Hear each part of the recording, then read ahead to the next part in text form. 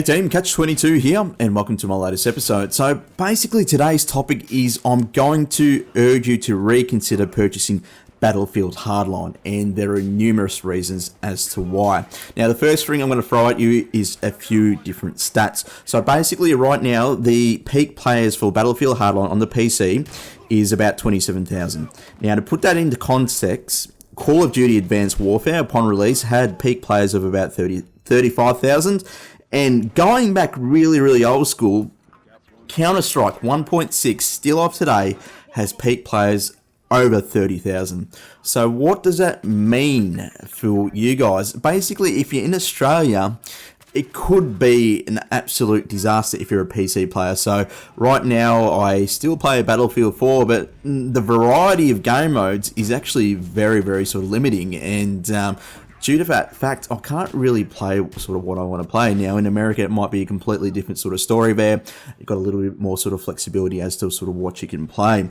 But just keep in mind, it sounds like if that's the case there, it could go the way of sort of Titanfall, where it's basically impossible to get a game mode apart from attrition, which absolutely sort of sucks. Now, on that sort of topic there, the rumours are it could be the downfall of Visceral Games. Now, that's just been what's going on the Reddit forums. I wouldn't read too much into that. But if people are sort of saying that, people are sort of getting to that point, I believe it's sort of come to a time where people just start seeing through the smoke and mirrors. This is basically a money grab from EA, and PC gamers, because we're smart, have seen right through that. And my only concern is basically if it's been a disaster for EA on PC, will they just reduce the budget for PC versions of games in the future, or will it be the opposite where they invest more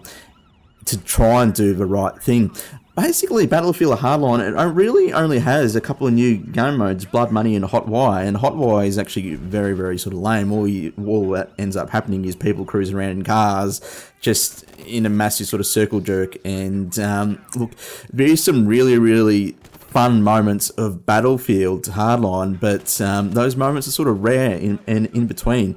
The game offers less weapons, there's less sort of maps out there, and I can't see why you would pick this game above Battlefield Hardline. Battlefield 4.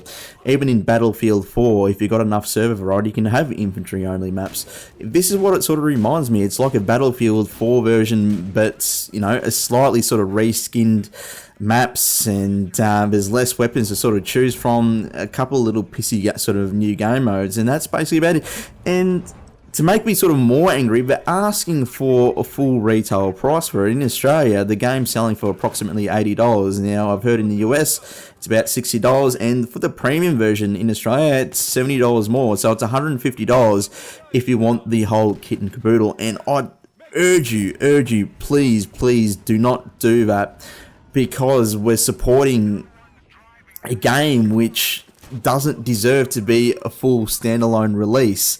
It can't sort of continue, and I'm glad in a way that it's not doing so great. So hopefully things do change. Now, my only wish now in the future is that they don't stuff up Battlefront. That wraps it up, guys. Like, subscribe, comment, Catch22 out, and have a good one.